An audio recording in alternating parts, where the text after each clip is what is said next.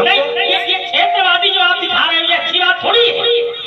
हम क्षेत्र नहीं मानते, हम तो भगवान की लीला करने आते और डरते भी नहीं है किसी को। अब तुम्हारी शब्दावली शब्दावली हमारी गलत इसलिए क्योंकि बोलने का ढंग गलत है। ये हल्कापन नहीं हो गया, तुम्हारा पक्ष है, तुम्हारी अगर बुराई होती तो बुरा लगता। बिल्कुल नहीं, अरे हमारी तो बुराई हो रही है, हमारी बुराई हो रही है, हमारा सीधे सीधे अपमान हो रहा है। तुम बुराई की बात कर रहे हो, सीधे खड़े खड़े अपमान तुम कर रहे हो।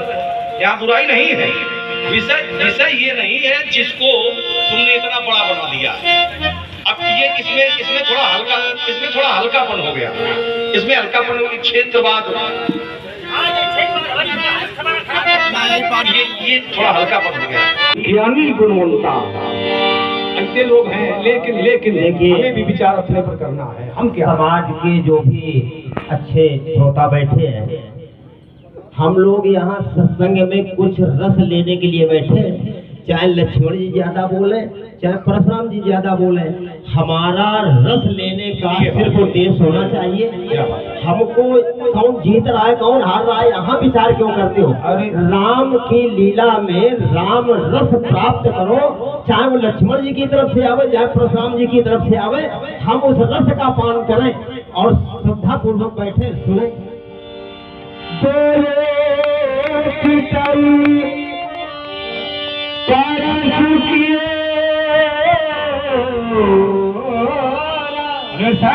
अरे सच सुने ही मेरे स्वभाव से तो अवगत नहीं है कि मैंने अत्याचारियों के साथ कैसा बर्ताव किया है, कैसा व्यवहार किया है। बालक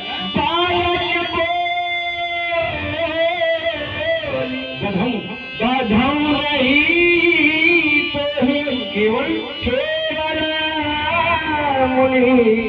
जल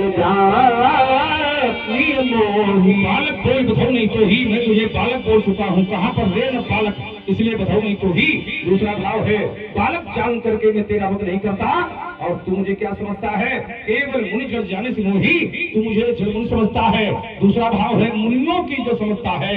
अगर तू मुझे मुनियों की जो समझता है तब तो ठीक समझता है, लेकिन केवल मुनियों की जो समझता है ये अंजित समझता है। मैं मुनियों की जो हूँ इसके साथ साथ और कुछ हो क्या हूँ।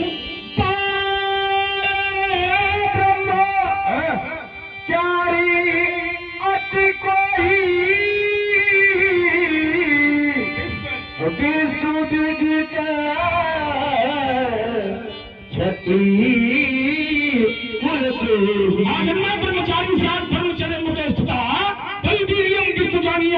छत्र को हिना छत्र को हिना छत्र को हिना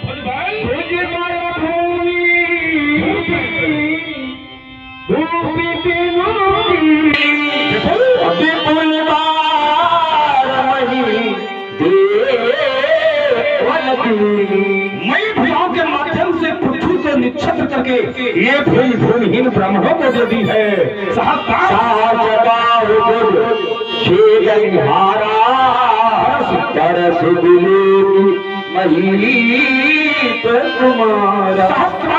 हजार भुजाओं का छेदन करने वाले परशु देख समाज में तू भी काल का कम हो जाएगा। नाथ पिताई नाथ पिताई जग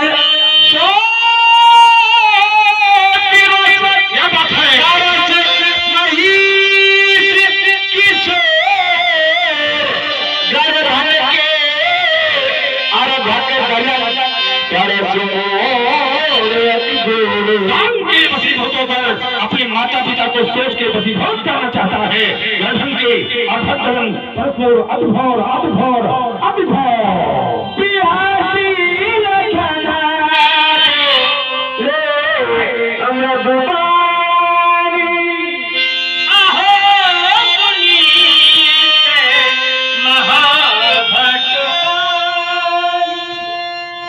अहो मुनीश महाभट्टवाणी, मैं आपको केवल मुनि नहीं मुनियों का ईश भट्ट सभट्ट उद्भट्ट महाभट्ट 4 प्रकार की योद्धाओं में महाभट्ट का योद्धा मानता हूँ। आप क्या कर रहे हैं?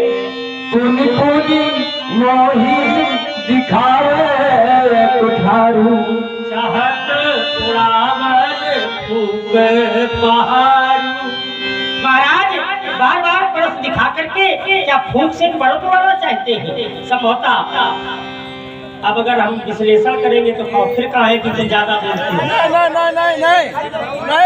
हमें इस बात का कष्ट ये है कि अब डाली का अगर अर्थ करे विश्लेषण का सीधे जैसे ने चौपाइयां पढ़ दी तैसे हम पढ़ के खड़े हो जाए। बताओ व्यास जी गलत तो नहीं कह रहे? चलिए थोड़ा आप देखिए, अगर व्यास पीठ से चौपाइयां लग रही हैं तो थोड़ा कोई अगर रायस आ रहा है चौपाई में तो उस रायस का उजागर होना चाहिए। वही तो हम भाई हम ये सोच रहे हैं कि नहीं कहो फिर कह दे कि तो लक्ष्मण जी ज्यादा बोलते। चलो जो हो गया सो हो गया। नहीं चलो महाराज, अहो मुनीश महाभटमानी कोट का योद्धा, मैंने आपको माना, आप बार बार हमें परस दिखा करके क्या भूख से पड़ोस लड़ना चाहते हैं। भूख से पड़ोस लड़ना अर्थात बड़ी बड़ी बातें करना। महाराज पहाड़ भूख से उड़ाया जाए ये मुहावरा है, और मुहावरे संसार में सत्य नहीं होती, लेकिन ये मुहावरा सत्य है। संसार में अगर कोई कहे कि मुहावरे सत्य नहीं होते तो मैं ये कहता हूँ कि ये मुहावरा सत्य है। महात्मा परशुराम जी ने अपने जीवन में भूख से ही पहाड़ उड़ा दिया। अब कोई पूछे कैसे, तो प्रमाणित मैं करता हूँ। 4 आश्रम है। पहला आश्रम ब्रह्मचर्य, दूसरा आश्रम गृहस्थ, तीसरा वानप्रस्थ और चौथा सन्यास। महात्मा परशुराम जी ने अपने जीवन को ब्रह्मचर्य में रोक दिया। गृहस्थ आश्रम क्या है? गृह कारज नाना जंजाला, यही अति दुर्गम शैल विशाला। ये विशाल शैल है और इस शैल को इन्होंने फूंक से उड़ा दिया। क्या ऐसे ही हमें उड़ाना चाहते हैं? यहाँ कुम्हार बतिया कौन है? यहाँ कुम्हार बतिया जो मर जाही देखो मर जाही। महाराज यहाँ कोई कुम्हार बतिया नहीं जिसे आप तर्जनी दिखा दें। महाराज पहली उंगली का नाम तर्जनी, दूसरी का नाम मध्यमा, तीसरी का नाम अनामिका, चौथी का नाम कनिष्ठा। ये तर्जनी अग्नि तत्व है। तर्जनी उंगली में अग्नि तत्व है। देवी भागवत के आधार पर एक आधार ऐसा मिलता है, कुश नाम को दैत्य को मारने के लिए जब मांडा देवी ने अवतार लिया, मांडा ने कुश नाम के दैत्य को मारा। मरने के समय दैत्य के मुख से एक शब्द निकला, माता। जैसे ही माता शब्द सुना, दैत्य प्रसन्न की बात सुनकर के माता प्रसन्न हो गई। वरदान मांग लो। दैत्य ने कहा, माँ मैं चाहता हूँ कि आपकी पूजा संसार करता है तो आपके नाम के साथ आपके साथ मेरी भी पूजा हो। दैत्य को उठाकर अपने नाम से जोड़ लिया और चौथी देवी का नाम पड़ गया कूष्मांडा। प्रथम शैलपुत्री, द्वितीय ब्रह्मचारिणी, तृतीय चंद्रघंटा, चतुर्थे कूष्मांडा, पंचमे स्कंदमाता, षष्ठे कात्यायनी, सप्तम कालरात्रि, अष्टम महागौरी, नवम सिद्धात्री, नौ दुर्गा। महाराज कूष्मांडा नाम की देवी कुश नाम के दैत्य को मारने के बाद जब दैत्य की पूजा होने लगी, माता ने कहा कुछ और शेष, कहा मैं आने वाले समय में किसी भी यौन में जन्म लूं लेकिन मैं किसी का विरोध न करूं। जो मेरे विरोध में तर्जनी उठा दे, उंगली उठा दे, उसका जीवन समाप्त, मेरा जीवन समाप्त हो जाए। माता ने कहा एवं वस्तु तुम्हें कुम्हेड़ के रूप में जन्म मिलेगा।